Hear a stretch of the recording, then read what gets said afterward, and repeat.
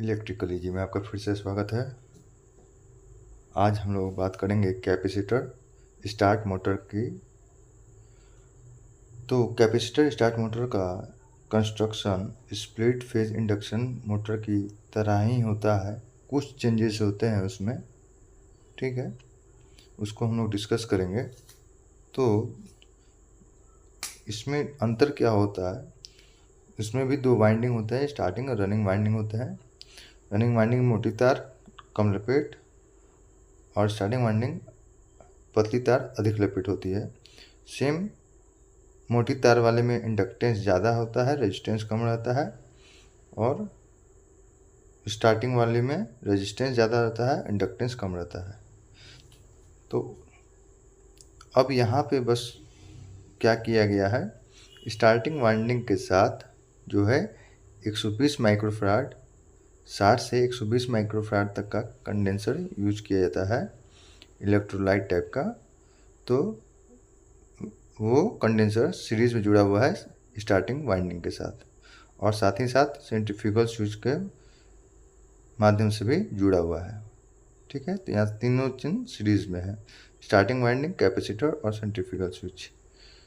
Same चीज़ है कि rotor जब 75% पाएगा स्पीड, उसके बाद सेंट्रीफ्यूगल स्विच द्वारा कनेक्शन हट जाएगा, और इस कनेक्शन हटने में स्टार्टिंग वाइंडिंग और कैपेसिटर के थ्रू से सप्लाई जाना बंद हो जाएगा, और उस कंडीशन में केवल रनिंग वाइंडिंग वर्क करेगा।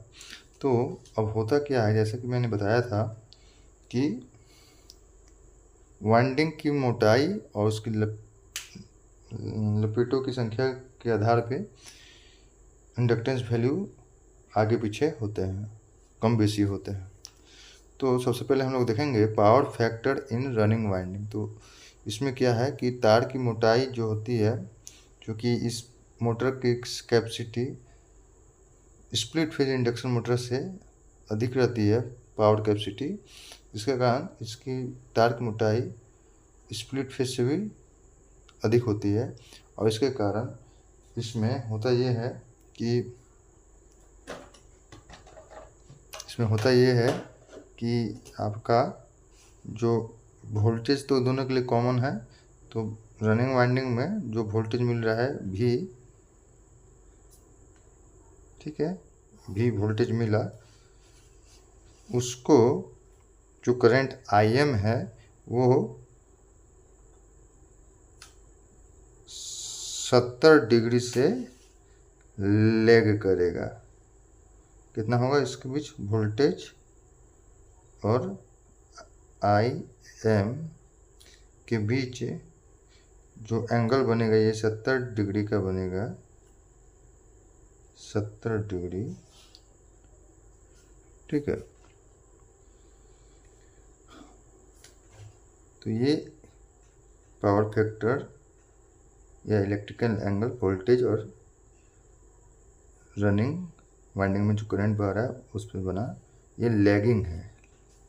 लैगिंग में वोल्टेज से करंट पिछड़ा रहता है, ठीक है। अब स्टार्टिंग वाइंडिंग की बात करें तो स्टार्टिंग कंडीशन में सेम वोल्टेज स्टार्टिंग को भी मिल रहा है स्विच और कैपेसिटर के माध्यम से। तो इस कंडीशन में अब क्या होता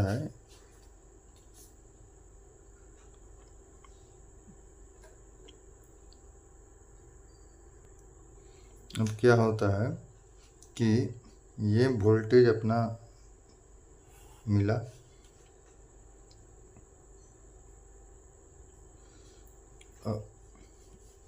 अब इस वोल्टेज को जो करंट जा रही है स्टार्टिंग वाइंडिंग से, वो वोल्टेज को लीड करती है। लीड मतलब कि वोल्टेज के रिस्पेक्टिवली करंट का रिस्पांस ज़्यादा रहता है।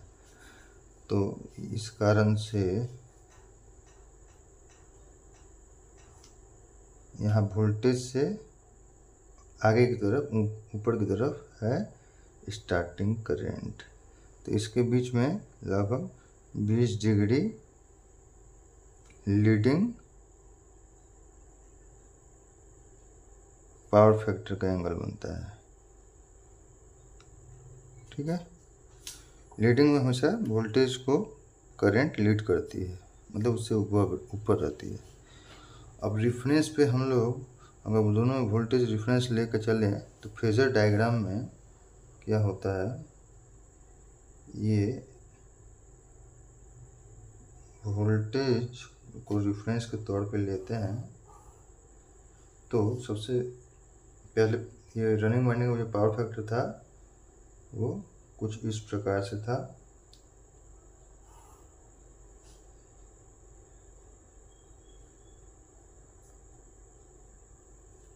और ये एंगल था 70 डिग्री का।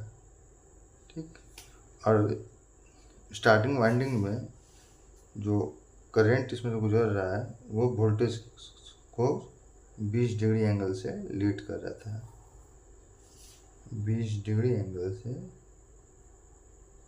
लीड कर रहा था, उससे आगे था।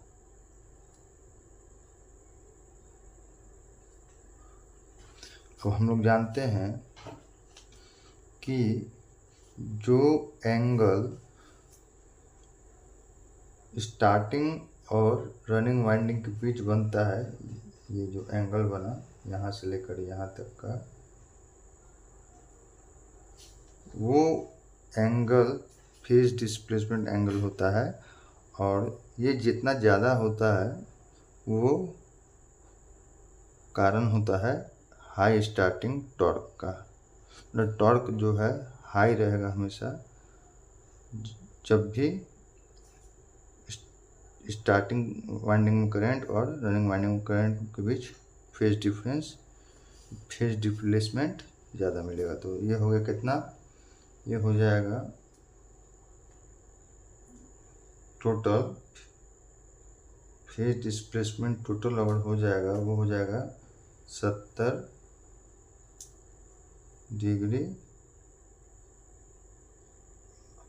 अब देखिए ये फेज 70 डिग्री यहाँ से यहाँ है, उसके बाद इससे एबव जब रहेगा लीडिंग और लैगिंग जब भी रहेगा, ऐसा कंडीशन जब भी उसमें जो फैक्टर है एक लीडिंग कर रहा है रेफरेंस को वोल्टेज को, एक लैगिंग कर रहा है, तो दोनों ऐड हो जाता है। तो 20 डिग्री यहाँ से 70 डिग्री यहाँ से यहाँ तक का हुआ और 20 डिग्री यहाँ से यहाँ तक का हुआ, टोटल हो जाएगा कितना, 90 डिग्री।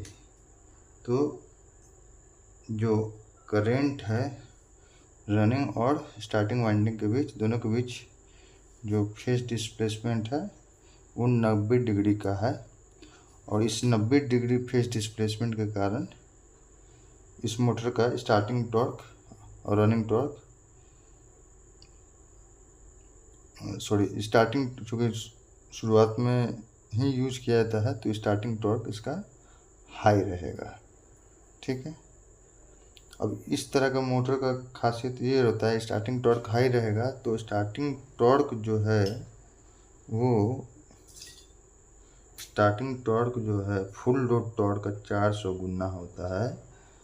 ठीक है, और इस तरह के मोटर में लोड कैपेसिटी जो होता है ज़्यादा होती है और स्टार्टिंग में ये लोड को लेकर स्टार्ट होने में इसकी शक्ति ज़्यादा होती है और हल्की फुल्की लोड वेरिएशन को भी आसानी से सह जाती है। ठीक है, अब इसके जो हम लोग देखेंगे कि इसका जो कर्व बनता है टॉर्क गति कर्व, उसमें क्या अंतर आता है। अब देख सकते हैं इसका गति टॉर्क अभिलक्षण में, तो अभी ये टॉर्क लक्षण जो है स्प्लिट फेज इंडक्शन मोटर का भी बना हुआ है। इसमें बस अंतर क्या होता है, कुछ ज़्यादा अंतर नहीं होता है। इसमें स्टार्टिंग टॉर्क हाई होने के कारण ये जो पी पॉइंट है, ये स्टार्टिंग टॉर्क था स्प्लिट फेज मोटर का, ये थोड़ा ऊंचा पोजीशन में चला जाता है, हाई पोजीशन में चला जाता है। तो उसके बाद जो है आपको ये पॉइंट यहाँ से हट जाता है और ये पॉइंट यहाँ से अब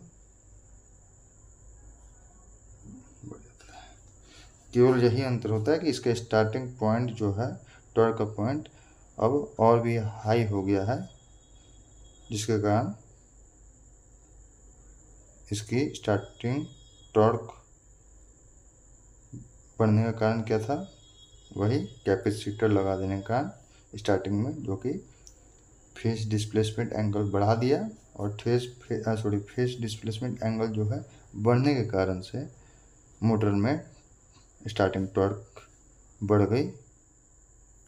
ठीक है, तो आप लोगों को समझ में आ गया होगा कि क्या अंतर हुआ स्प्लिट फेज मोटर में और क्या हुआ अंतर कैपेसिटर स्टार्ट मोटर में। आप लोगों को समझ में आ गया होगा। आप लोगों का वीडियो देखने के लिए बहुत बहुत धन्यवाद।